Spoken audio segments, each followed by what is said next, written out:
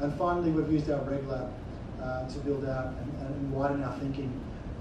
Two examples include a security token exchange clearinghouse, and also security tokens, for example, that are using and building in compliant protocols into the security to make it compliant with not just our jurisdiction, but effectively a global offering that's compliant for exempt offering. Which we find very, very interesting, and the Reg Lab, our sandbox, is very useful for that. We went public early this year, in February, not public in terms of listing, we went public with our positioning that we were interested in looking at the space.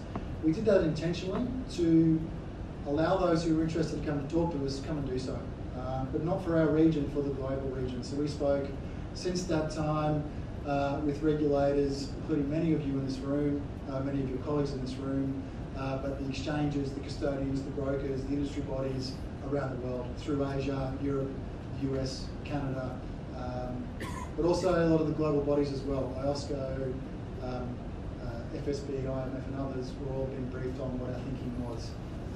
Obviously very non-committal, but at least we wanted to keep them in that mood.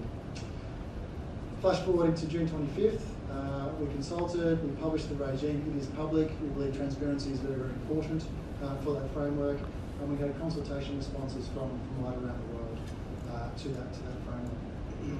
That's written the fund release target in terms of what have we now done and what is the next 12 months going to look like. A couple of key points to raise. We obviously want a safe and sound market. We want a comprehensive regime. So what we've tried to do is lift the bar. So we've lifted the requirements as if any securities, financial services regulator is regulating the space. So how can we impose appropriate controls? How are we managing the risk? That's first and foremost in our mind. It would mean that not everyone will actually meet our requirements. They'll actually have to change what they currently do or improve requirements or do things they never thought about doing to meet our regulatory requirements. Spot 4 is key, living and breathing guidance. We heard in the last panel so much, I thought it was so clear that the industry is still new. We're still working out how to monitor, how to ensure appropriate reconciliation, how to ensure appropriate settlement, custody, etc. So what we've done is build a regime of like a pyramid. At the very top, a new activity, a new type of asset, crypto assets, rules underneath that, but underneath that substantially is guidance.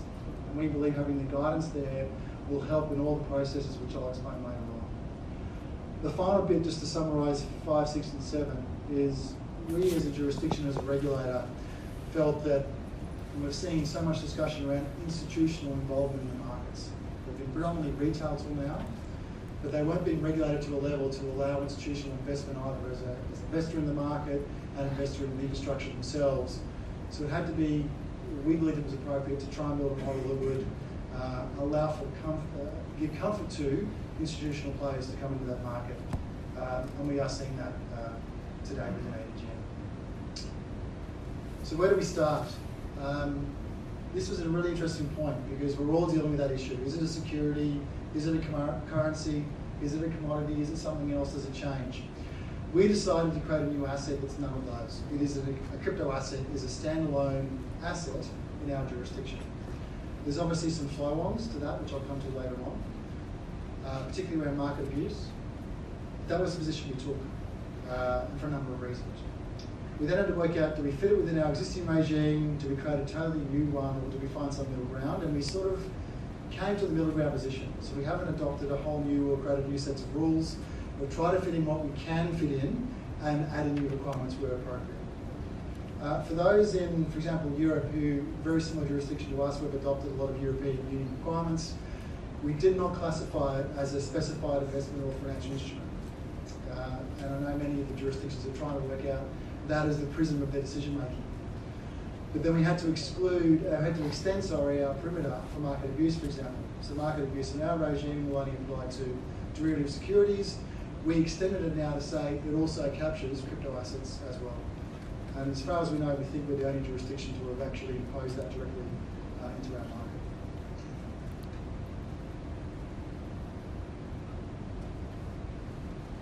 The new definition of crypto assets, the lawyers in the room will look at that definition and realise it's very similar to the FATF definition of virtual currencies. As I said before, we changed the name to crypto assets, but we kept the definition in its functional sense the same. in terms of what it represents, its distinction from fiat currencies and e-money. To make it clear, many jurisdictions up until now have focused it on being a money service provision licence. We've focused it more, for example, as an exchange, that it wasn't appropriate to give an exchange a money service licence. They needed an exchange type licence, so we've created that distinction. And to make it very clear, it is not a legal tender fiat currency. I could probably spend an hour to talk about this point online. It's better to do it in 30 seconds. What we did do is create a new regulated activity of operating a crypto asset business. So it means in our jurisdiction, someone can be a custodian, someone who's arranging and advising, providing banking services, and now they can do what we call an OCAP, an operating crypto asset business. It distinguishes the regulation of conventional activities from those that are a crypto asset activity. And if you look at the general activities in that list, buying and selling, exercises any right, managing, making arrangements, marketing, advising, they're all very similar concepts that we will look at in terms of how to regulate crypto asset activity. The majority of the entities that fit in that space are your broker-dealers. And some of your large OTC broker-dealers in the world are looking at this activity as something they might want to consider going forward. But importantly, we added two specific activities underneath that. One of the exchange, and separately, but it could be part of the wider group, the activity of a custodian. And we'll regulate each separately under our requirements, particular or relevant to being an exchange or a custodian, or for example, broking.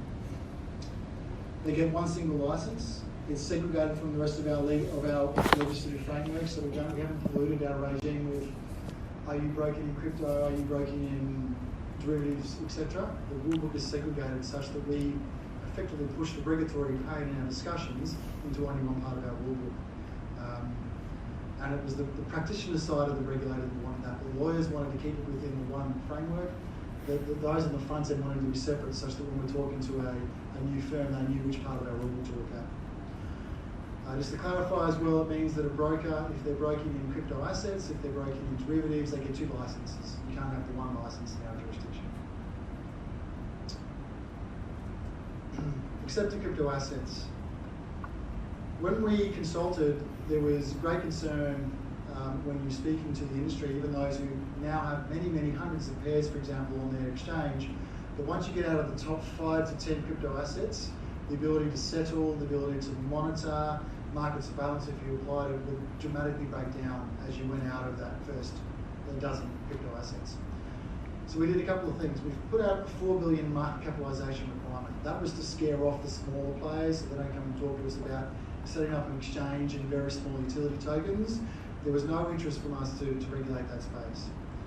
The second one, and this is the key, where we spend a lot of our time talking to applicants, is around the other factors. So it means the security, the ability to ensure the technology behind it is appropriate, the ability to trace and monitor. So we're working with tracing systems, monitoring systems to ensure they can see when the funds go into a wallet, when the wallet moves, where the wallet gets opened. We can see that now. We've seen examples of a wallet that's been opened in Abu Dhabi, and within the space of a month it gets opened in the US, it gets opened in the UK, it gets opened in Jordan. We can now actually see a lot of where the movement of the wallet is, and the associated keys as well. Exchange connectivity, we need to make sure a lot of them will trade into other markets, so they need to make sure it's going into appropriate liquid markets. Market demand, type of distributed ledger, they all use different ledgers, so the process of settlement for a transaction is dramatically different depending on ledger.